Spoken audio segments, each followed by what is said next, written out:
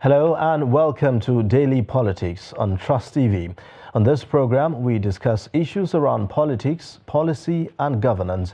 I am Ayuba Ilya. Thank you for joining. 14 political parties will be contesting in the 2023 presidential elections, with some of these candidates being more popular than others. However, it will take more than a familiar face to win and secure the people's mandate. Today on the program, we will be interfacing with representatives of two of these political parties who will be sharing how they intend to topple the two major parties in the election. Abdulaziz Suleiman is the campaign director general of the African Democratic Congress, while Prince Kennedy is the deputy national secretary of the Labour Party. Gentlemen, thank you so much for joining us on Daily Politics this morning. Thank you, my brother. All right, so before we proceed, we'll take a short breather, and then when we come back, the program begins.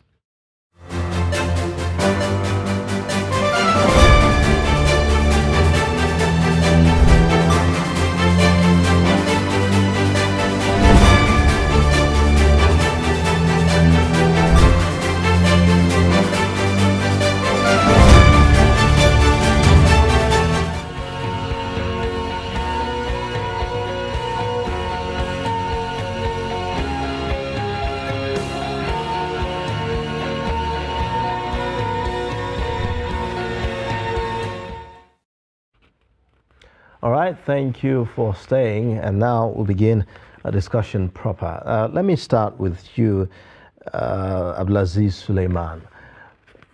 The 2023 elections is fast approaching, and one of the major issues for political parties like yours is the issue of party structure. It has been on the front burner, and the two major political parties, each time they have the opportunity, they use that against your political parties. So how do you intend to really have a solid structure that can ensure your victory in the 2023 general elections within the short time? I really don't understand it when people talk about structure. You know, some sense they mean when we have offices all over the place, and in another sense it means when we have real people on ground. I think to have offices is not really the issue here. The issue is that we the new parties, as they are called, or the peripheral parties, or the small parties, as they are referred to by the mighty ones, have a lot working in their favor.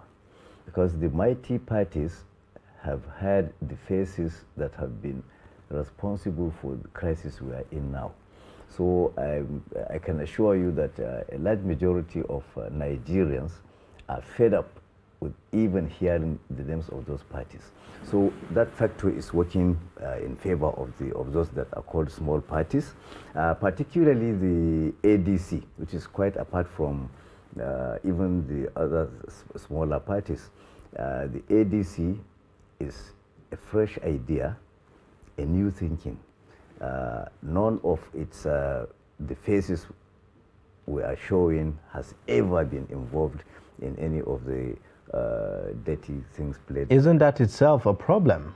Considering the fact that if you are to talk about the presidential candidate of the ADC, how many people actually know the presidential candidate of your party? That's what Isn't that part of the problem? That's what I'm telling you. We are it's entirely a new thinking. We are selling the values of a party. We are selling a vision. We are not marketing an individual, unlike the other parties. We are not marketing an individual, we are marketing a party with manifesto, with ideas. So you see, it's quite a different thinking, like I told you, and people are getting to understand where we are heading at. You see, we don't want to repeat the same mistake being done by the others. You see, we find an individual. I think in the APC we hear about Tinubu's manifesto. We hear about Atiku's manifesto. What we want to hear is APC manifesto. But individuals also sometimes determine the support base of a political party, isn't it? We've seen that not anymore, in the case of a Labour Party. No, not anymore. You see, these individuals, their faces are known. they have, usually the dent they have is that they have been part of the problems we are facing today. In one way or the other, they have participated, they have played a role in bringing us to this level of decadence, this level of decay. So it's a disadvantage even having their faces becoming prominent. Really? As far as 20th century is concerned, yes. Well, let me hear from Prince Kennedy. What's your own take on this? I mean, since the joining of your presidential candidate, Peter Obi, joining the Labour Party has now assumed some kind of status, considered one of the major, or I would say, having a leading presidential candidate. Thank you so much, Mr. Ayuba. I want to take a clue from what my colleague here have said. Structure is simple to be defined. What is structure? Structure is about people. And only the logo of Labour Party means structure. This is the only political party, is not in doubt, in Nigeria that have the picture of human beings. And the family which the Labour Party represents in their logo is the micro unit of every society. Many of the menace we are experiencing across the country and across the world today is because the family front have failed. And now, this is a political party that over the years has been there, not a new party like my friend here is saying. The political party has been there begging for Nigerians to come and understand that it's about the people, that it's not about inanimate objects. Some of these political parties has bees, bees. Philosophy of your logo defines what you believe in. The logo of Labour Party defines what Labour Party believes in. I want to give this background for you to understand that the Labour Party is on record, is the only political party in Nigeria that have a documented manifesto. It's there for you to go and verify. Labour Party is the only political party that implements the ideologies of social democracy. What is democracy? Government of the people, by the people, for the people.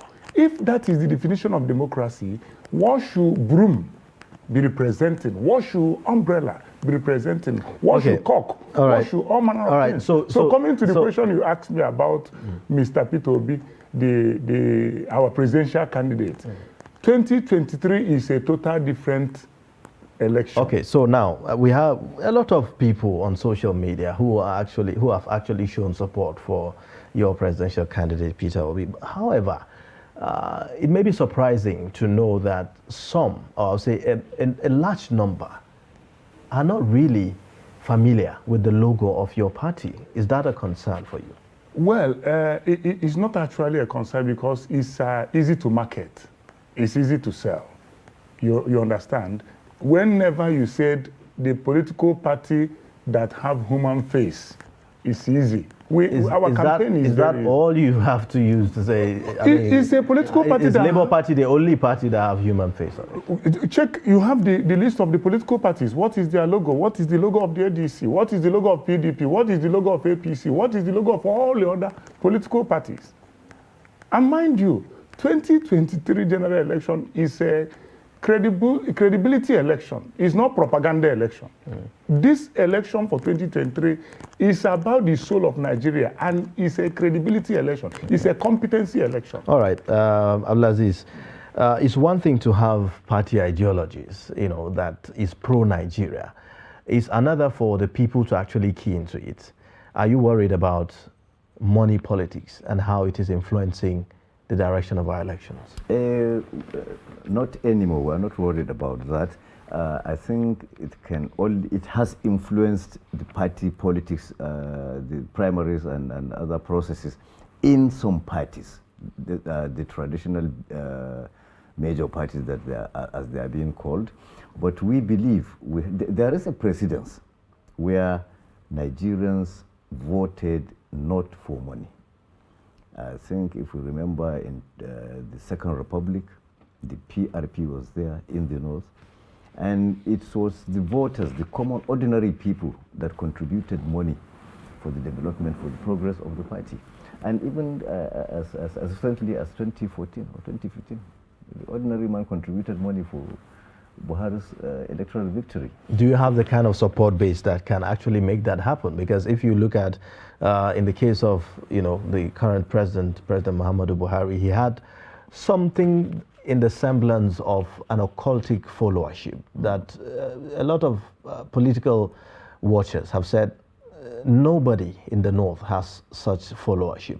So would you say that your candidate have such followership to be able to have Nigerians that are willing to pay? Even Buhari, with all the popularity and followership he had, could not become the president until an ideology was sold to the people. Was it really ideology that was sold? sold? He contested 3 times, but he never had the required votes in the south. They had to be convinced, they had to be persuaded to accept the APC ideology. So you can see it's not about individual. So what are you saying? Are you saying that the previous parties that the President Muhammadu Buhari contested under didn't have ideologies that are pro-Nigeria? They were regional. They were regional based. I think ANPP was primarily a northern party, and CPC was also chiefly a northern party. It was the merger that made the APC national and gave Buhari a national platform to contest. So that's what we are saying. We are not marketing our party, our campaign around individuals. We are not. We are marketing around party. And our party is suggesting unity and peace. And these are the basic things you need in every nation building process. Without peace, without unity, that's why we have all along been kicking against regional, sectional, or even religious swing. So what sort of engagement does your party has at the moment to have that national appeal as you canvass support towards the 2023 general elections? Yeah, like I told you, I think there is already an elite consensus. We've had quite a number of influential former leaders who are insisting that there has to be a generational shift of power from the old faces to a new generation of leaders. So there is that elite consensus, and the Nigerian youth themselves are fed up with the way their affairs have been handled. So it's now time for them to take up their destiny in their hands. So we have engaged students in higher institutions, we have engaged the youths, and they have come to understand us. We are not giving them money, we are not threatening them, we are giving them an idea which they have bought. So we believe it's going to be a smart change between a set of people that have manipulated or monopolized the total available. Okay, so in the case of your party, I see that you have 2 odds now against you, that seeming odds against you. The popularity of your candidate, particularly the presidential candidate, and how widespread your support base is. How do you intend to sell your candidate? Because at the end of the day, yes, you talk about the party being supreme and how important it is for you to talk about your party, but at the end of the day, there are people who are looking to who is the candidate of your political party. That's also key, isn't it? Yeah, the candidate of the political party is also popular in his own right, and like I told you, it's you said we don't have widespread acceptance or no, I'm saying that presence. What are you doing? What's your engagement to have that widespread? I told you that we have been accepted by the larger majority of the Nigerian population, the youth constituency. So I think we really don't have any problem with support base. Would you say that you have more youth support than the Labour Party, for instance? Of course, the Labour Party is, like I told you, Obi has been there, has been in the field since '99. So these are the faces that Nigerian youth don't want to see again. controlling their affairs. All right, so let me let Prince Kennedy to talk about that. I mean, your counterpart here feels that Obi is one of the old faces that Nigerians no longer want to see. He knows the truth, and I don't want to argue with anybody. The result is already out in the public domain. The Nigerian youths that my counterpart here is talking about, you could see where they pitch their tents. We have Take Back Niger. We have all manner of youth groups that besiege our offices on daily basis across the country. You see youths donating houses, donating T-shirts, donating caps. You see evidence. It's on social media. It's on media. People are seeing it, that the Nigerian youths are interested in participating in 2020 general election. Reason why the moment Obi emerged as the presidential candidate of Labour Party. The next week, you saw what happened with voters' registration. More than 12 million Nigerian youths rushed out. Do you really want to claim that yes, those registrations was because those votes are automatically the vote of Labour Party? I can assure you this. I will appear here. How do you prove that? How do you prove that? These youths have been, if you see them on that line queuing to register, they will say obedient. You see, you are also, you know what is going around the country, obedient. Whenever you enter, are you obedient? And people take it for you don't take such a movement for a ride. You don't take it for a joke. You enter anywhere now, somebody will say, are you obedient? On that places where they were registering for voters' card, you hear them saying, I am obedient. I want to register because I want to vote for New Nigeria. There are those who say that your candidate of the Labour Party does not have a national appeal. Some feel that, I mean, he is being all over in religious gatherings, you know, to canvass support and the rest of them. And for some people, that's not going to be enough to win a presidential election in Nigeria. You are a journalist. What do you call national appeal? National appeal is a media creation. As long as you are born in Nigeria, you're a citizen of Nigeria, one. I mean, we are talking about support from across the different regions of the country. Support across different regions. We have over 200 ethnic nationalities in Nigeria. We have many religions, not only Christian and Islam. We have so many religions in Nigeria. There are traditionalists also. There are people that doesn't even believe in anything. So, and what has been holding us back in Nigeria is this notion, religion, ethnicity. 2023 is above that. We have seen people calling Obi religious by God. Obi never had choice of being born a Christian. He never had choice. Maybe if he had had choice to be born, he would have chosen to be born a Muslim.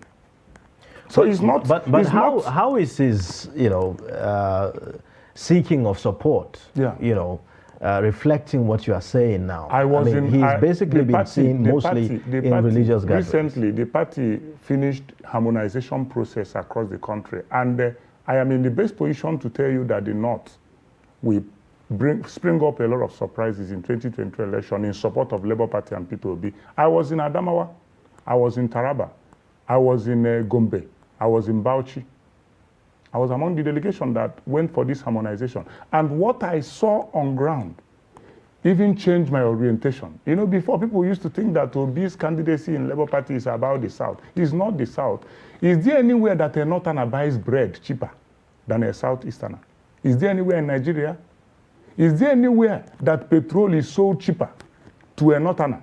The poverty that is ravaging the country is affecting everybody, and it's affecting the North, and they know it. And some bourgeois sit on this wealth and share it among themselves. Yes, but unfortunately for us, well, I would say yes, unfortunately for the country, ethno-religious lines have always been factors, you know, that determine you know, the choices of Nigerians. How do you feel about this? Let me go to you, Abdulaziz, in terms of, you know, the support of your candidate in the northern part of the country. You see, that's why you find people like us in his train.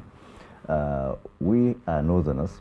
We represent a large chunk of the northern population, the northern society, and we have assessed all the political parties and finally agreed on the ADC. We're not talking about individual. We're not talking about the presidential candidate. We're talking about the party. You seem to be relegating the place of the popularity of the candidate of your party. I mean, it shouldn't be an issue, honestly. The world is changing. If Donald Trump can sell himself, can become the candidate of the Republican Party despite all odds, become the president of the U.S. despite all odds. Macron is not that as popular as other politicians in France. So we should not make. I think that is even much more backward than the ethnic and religious politics to think of an individual. In terms of the number of politicians who have canvassed for elections and won under your platform, how well are you doing in that regard? Obviously, not many. Not many really are there. So do you consider that as a problem? It shouldn't be. I think even it shouldn't be, but is it for you? Because I mean, we all know that at the end of the day, the number of people you have in your party will eventually be the ones that will go to the grassroots and canvass. Are you talking about party membership, or? I'm talking about elected officials. Elected officials. Yeah, we don't have many. Just like the LP also, they don't have money, but you can see we are all making waves. They're making their own waves, and we're making our own waves. So, like I told you, we are not going to follow the traditional way of doing things. We are not going to emulate these ones that have nothing but money. We are not going to follow their path. We are setting out separate new paths for the people, and people are going to follow. We don't have to have people in the Senate. These people in the Senate, in the reps, in governors' houses are the ones people don't want to hear about. They are the ones that have frustrated the nation. So we're offering an entirely new brand. All right. So the truth is that as elections draw near, there will be inducements here and there. People are looking at what can I get, if I'm joining this political party, because largely the political participation in the country for most Nigerians is not really about what I'm going to go and contribute to the party. It's about what I'm going to get. So do you have the funds really to be able to gain the support of as many as you really need? The supporters we have of what will I give, not what will I get. And I've told you it has worked in the past. It has worked. If you go back to history, you look at PRP. Aminu Kano had no dime. He had no kobo. The people themselves contributed money until they were able to take over the major states in northern Nigeria, Kano and Kaduna. The people themselves. And it happened also in 2015. I even contributed my 1,000 naira because he did not even have the money to purchase a nomination form. Right. So it's not about what people will get, but what they will give, and we have made them to understand that. And they are all right, Prince Kennedy. A lot of people have been saying that your candidate, the presidential candidate of your party, has been, sort of being all about quoting figures everywhere, and sometimes it turns out some of these figures are incorrect, and some feel that he is not providing, tangible and realistic solutions to some of the problems that the country is dealing with right now. How do you respond? What practical solution do you want from him? For instance, in the issue of insecurity, for instance. Listen, from insecurity is a creation. Something must have caused insecurity in the country. For example, the youth have been at home for the past 7 months, not doing anything. What do you think about that? And this is a presidential candidate that has been saying that the only strategy to cure insecurity, to cure poverty, to cure unemployment is when you bring a country into a productive level. Nigeria has been a consuming nation, and we consume we import even toothpicks in Nigeria. And this is a presidential candidate that is coming with a clear picture of restoring Nigeria from that consumption to production. Once Nigeria is brought to productive capacity, our refineries will begin to work. Cottage industries, our groundnut pyramid will be returned in the north. And look at the vast land we have. But you need a peaceful environment to be able to do that, isn't it? You need an environment that is peaceful for any economy to thrive.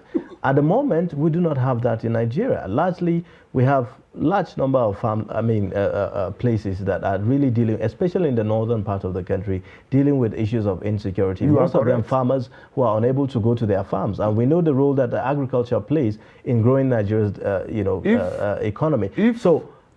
First of all, in the short term, before you eventually get to, invest in sectors that will boom the economy and the rest of them, you need a stable society, isn't it? You need a peaceful atmosphere. So in the short term, what's your candidate going to do differently? He's not a president now. He's a presidential candidate. I want you to get that. And if Nigeria... Who is canvassing for Nigeria's votes? He has not become the president. So you can't, it's when he becomes, your language should be when he becomes the president. What is the short term? But he wants to be the president. Nigerians need to know what he's going to do. The question you ask is, what is the short-term goals of restoring Nigeria? The first thing is that if Nigeria could be peaceful to have a credible election, if Nigeria is peaceful enough to have a credible election, then Nigeria will be peaceful enough to wait for him to emerge as the president of Nigeria and then implement this strategy of consumption to production. It's simple. Everything about the campaign of the Labour Party. For production to happen, you need a peaceful environment. We are saying the same thing. Yes. If Nigeria, what we have in Nigeria today is not conducive enough for production to happen, is that what you are saying? Yes, we are dealing with food inflation that is largely influenced by by insecurity in the country. Farmers are unable to go to the farms. Have you seen the level of... So how do we ensure, how do we guarantee the safety of farmers when they go back to their farms? And for us to be able to have this production that you're talking about. One, take the students back to school. You remove a great chunk of people that could be an instrument in the hands of these violent perpetrators.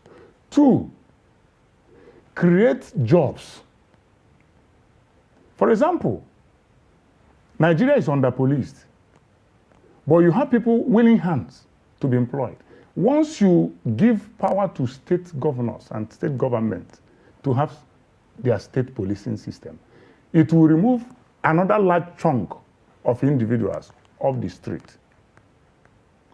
3, open up these industrial parks we have in Nigeria, industrial markets we have in Kano, we have them in Aba, we have them in Inewi. Open them up, is what we have already, and give these guys small money to start. Most of the thriving economies in the world are entrepreneurial economy. All right. The moment we empower Nigerian entrepreneurs. All right, Abdulaziz, let me go to you, and I'm going to throw the same question to you. What your candidate is going to be doing differently? Nigeria is dealing with serious security issues right now, and even our production is affected by that. Like I told you, it's our party that's going to do something about it, not the candidate. You see, when it revolves around... But you are talking about party. Your flag bearer will be the person that will be in the front burner, isn't it? Yeah, but you see, when you tie it down to an individual, that's why my brother here was having problem telling you what Obi can do to assuage the problems. Because he's trying to speak the minds of an individual. We are speaking the minds of a party. Okay, so what's the mind of your party? Have programs. First and foremost, we have to bring the nation together. Unity. Unless we have unity, this issue of security will not go away. Because if the North would have security problems and the South is thinking it's northern problem, then there's not going to be an end to it. For instance, we used to cite the example of Boko Haram. At the onset of the Boko Haram crisis, even Yobe State thought it was just a Borno affair, until this thing consumed the entire northern Nigeria.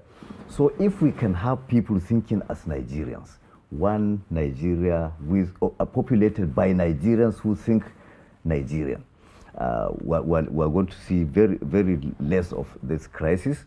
There won't be any religious crisis. There won't be this communal mistrust, because they are all the factors that bring about the crisis. And our main objective is unity.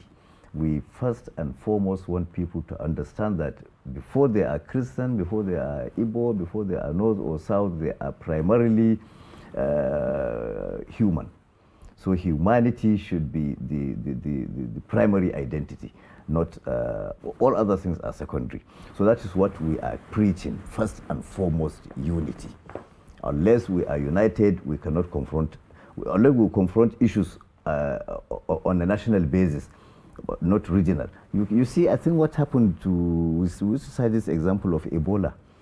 When Ebola came into Nigeria, Nigerians fought it as Nigerians. We do not give it ethnic coloration or religious. We were told to take salt, bath with salt, eat cola. And in just 1 week, Ebola was chased out. So if Nigerians had come collectively as a united force, Boko Haram wouldn't have lasted well. So for us to go deeper into this, we'll talk about the strategies and who's going to take the lead in doing this, because at the moment what you said sounds a bit vague. So we need to talk about deliberate steps that will be taken, to be able to unite Nigerians in that sense. So we'll take this short break, and then when we come back, Daily Politics continues. Please stay with us.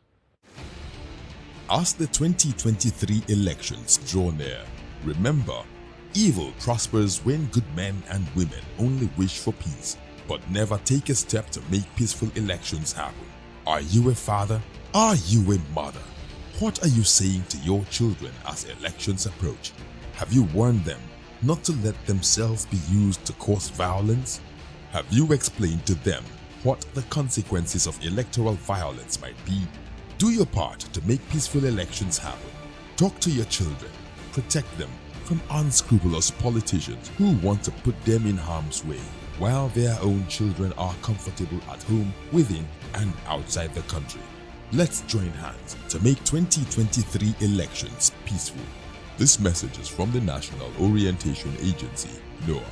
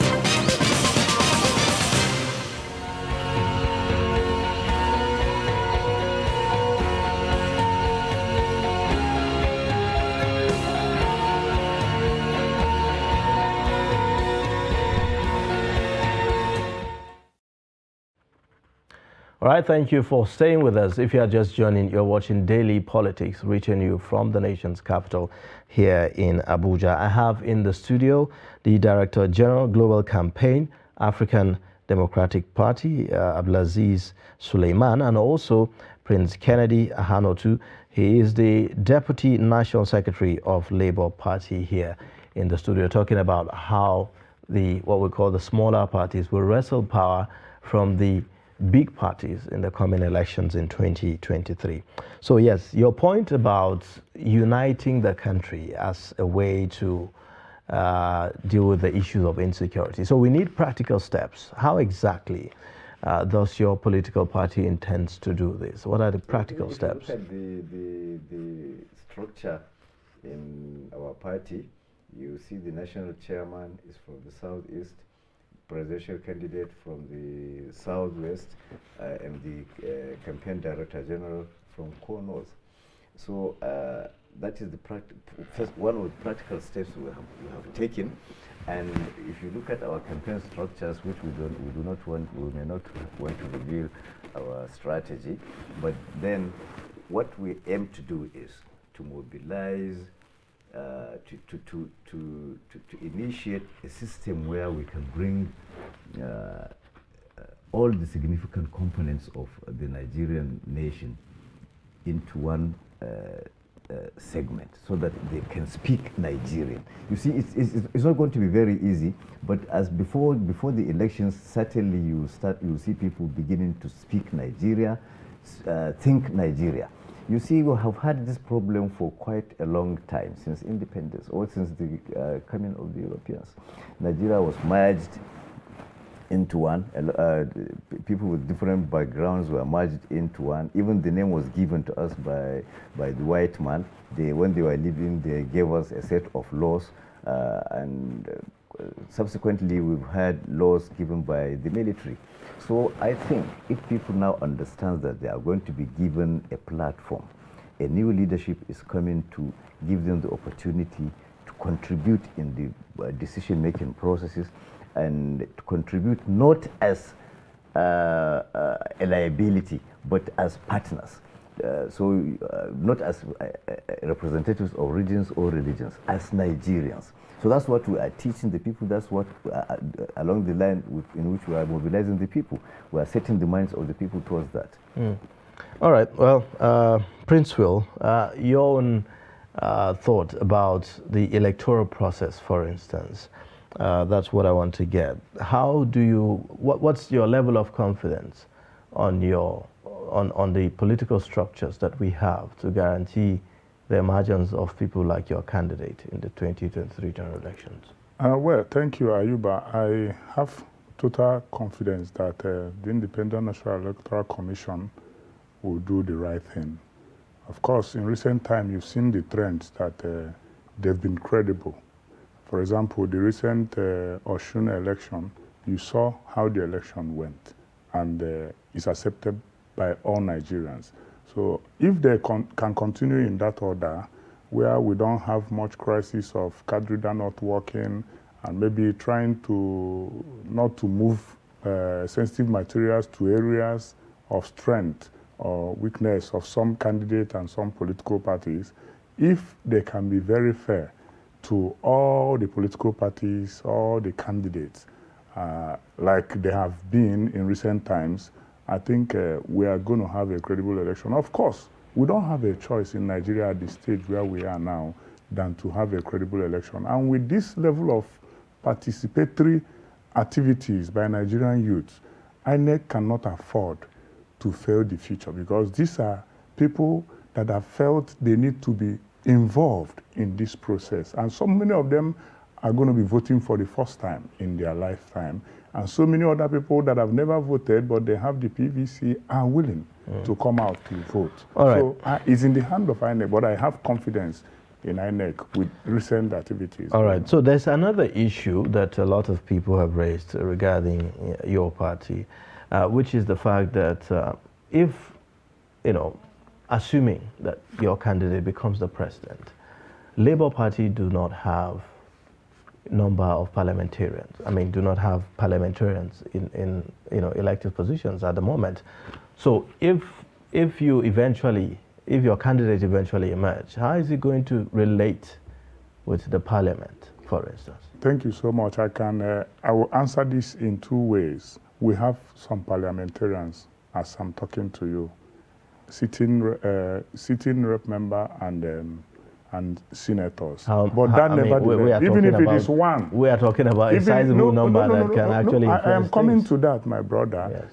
You know, there's this belief we have in this part of the world, Nigeria to be precise. When governance is at work, the only thing that will make you, is only the fear of impeachment. That is where people are talking about if Labour Party doesn't have a majority in the House of. See, these are three tiers of government. And if the executives are democratic, the only thing that informs impeachment of a president is based on ethical failure, is based on undemocratic conduct. It's not based on, it can't just come up and wake up one day. It's based on policy implementation. When you are executive... But there has to be some, there are some political, well, I would say lobbying, what they call lobbying now, right? That has to happen. If there has to be some kind of relationship between the executive and the parliament, even though they are different arms of government. Can you listen to this? If the president, the executives, initiate a policy that is good for Nigerians, is it in the interest of the National Assembly or the parliament not to pass that bill or not until they are lobbied? Nigerian has been playing all these years. If an executive order comes and you know that this order is for the larger interest of Nigerians, who are they representing at the parliament? Is it not Nigerians? Politics is key. No, not politics is key. With the way we play this politics in this part of the world is key. Regardless of whether it's in the interest of the majority of Nigerians. Yes. I mean, we all live in Nigeria. Yes. We know that there are political undertones to Yes. virtually everything we see. So in terms of that is getting the anomalies support, we are coming to disabuse in this country. That is the anomalies we are coming to correct. Yes, that is the anomalies that Labour Party is coming to correct. It's not supposed to be so. The policies of government is meant for the people, of the people, and by the people. So if they want to run a railway from here to Kaduna, National Assembly will counter it. If they said we are giving 10 million jobs to young graduates across the country, will National Assembly counter it?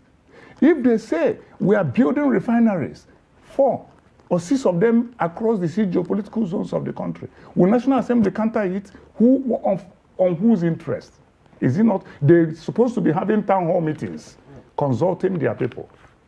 Once their people says we want refinery, they come and say we support.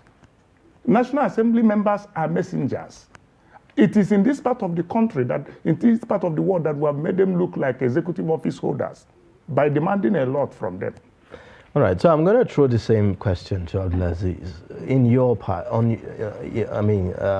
what will your own party do differently? Let me not say your candidate, because before you say, well, you don't really care about it's not really about the candidate. Yes, so getting support from you see, the parliament. In the case of Labour Party, it appears they are comfortable going into 2023 with their 2 legislators. In our own case, we are confident those who are here today are not going to be there in 2023.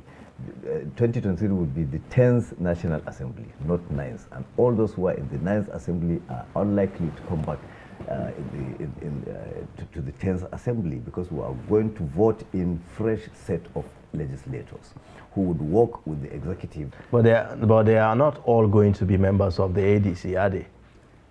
Who? The members of the 10th Assembly. We are going to have the majority. So long as these ones are not there, so the combination would now be of a fresh set of legislators. Then we have to lobby in some cases. The party has to lobby in some cases, but in most cases, if it has the majority, even if it has the majority, if it really means well for. Do you have the kind of people that can actually unseat some of these lawmakers who are currently sitting? That's why we're a political party. We're going into the race. We have candidates all over, and we are. Yes, you have candidates, but do they have the capacity to unseat the current members? The party has the capacity to put them there, to get the votes for them. But realities on ground does not really suggest so. So probably you should convince our viewers the kind of base that you have that can actually guarantee the kind of success or victory that you are talking about. Who are credible, who are capable, who are competent. I told you, we're not talking about money here. We're not talking about wealth. We're not talking about the number of houses candidates have, the number of private jets candidates have. They are not going to count. We are telling you they are not going to count because they have those type of candidates have been tested and they have failed. The country is moving. Do you really consider your presidential candidate, for instance, as among the top contenders in the 2023 elections? He may not be as at now, but he will be, because we are working on him. We are working on the campaign now. You know, like we've all agreed that there are bigger parties, and we are going to work on the weaknesses of those big parties. So certainly we are confident. How much time do you have? I mean, we are already in the end of August. We have as much time as they have. They have a lot of things working against them, while all those factors working against them are working in our favor. So we simply just reconcile. But at the end of the day, anyways, the members of the 10th Assembly are not all going to be from the ADC. So I still go back to my issue of how do you intend to get the kind of support that will ensure changes in governance? I think it's all about determination. The current administration has the majority in, I think, simple majority in the National Assembly. Yet people are not satisfied with the performance. So it's not about having a majority in the National Assembly or having the support of the National Assembly. It's about coming up with people-oriented policies so that if the National Assembly stands against it, the people will talk, because the people voted the government in. It's about carrying the people along. All right. So there are other issues with our electoral process, Prince Kennedy. Issues of vote buying. How do you intend to deal with this in your campaigns and eventually when the election time comes? Well, I think Nigerians are wiser now, because they've had terrible experiences, and I don't think Nigerians will be willing to be bought in 2023 general election. We always say this, but realities on ground shows a different thing. In the last two elections that we saw in Ekiti and in Osun State, we saw how money played a key role there. So money didn't play much. What makes you think that 2023 is going to be different from what we have seen now? I said earlier that 2023 general election is not propaganda politics like was played in 2015. 2023 general election is credibility politics, is competence politics, is people-oriented politics. It's not going to be, it's a populist politics. It's not a kind of propaganda influence trying to market a particular person. It's about Nigeria, and Nigerians have tested it raw. And let me tell you, Labour Party, they say, if you know, they know us with, we know they give shishi. Yes, we are not interested in buying votes from Nigerians. Of course, our support base is so natural. We are seeing the support coming from all across the country. We've not paid anybody to do anything. You saw a whole lot of marches going around the country. You saw a whole lot of people donating offices. You saw a whole lot of people printing membership cards for the party. A whole lot of people printing. In fact, when the campaign begins, you will see a whole lot of campaign materials that we've already have in stock in our warehouses across the country, donated by the people. Because, like I said, democracy is of the people, by the people, and for the people. And now, 2023 general election, Nigerians may collect your money and not vote you. That is one strange thing about that will happen in 2023 general election. Money will not speak. And the beavers, the electoral process, like you asked, the beavers have helped Nigerians for their votes to count. That is the area again that I'm giving INEC good kudos for such achievement. All right, thank you so much. It's a good place to end the discussion. Thank you so much for joining us on Daily Politics and having these discussions. We look forward to engaging you further after today. Thank you. We appreciate Thank it. you so much, Ayuba. Thank you. My guest has been the Director General of the Global Campaign, African Democratic Party, Abdulaziz Suleiman, and also the Deputy National Secretary, Labour Party, Prince Kennedy Hanotu, talking to us about how their parties will wrestle power from the two leading, or I'll say major political parties in the country. With that, we've come to the end of the program. You can watch more via all our social media platforms. You can also watch us live on YouTube. My name is Ayuba Ilia. Thank you for watching. Bye for now.